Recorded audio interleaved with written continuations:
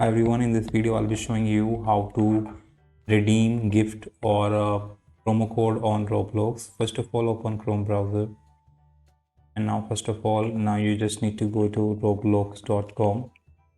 As you can see,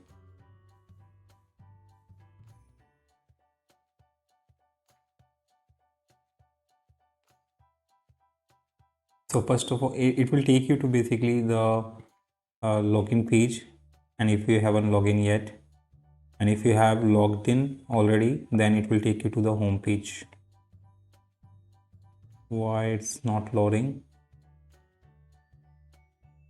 Let me open again.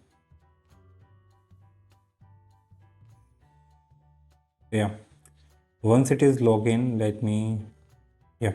once it is login, you have to scroll down to the bottom, and here you just need to go to uh, or tap on this gift card. In the gift card, basically you have to click on the redeem card option.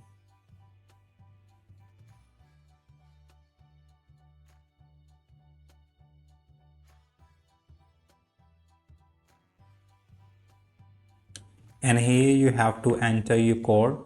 So if it is a gift card, you have to scratch it out and get the code and enter here.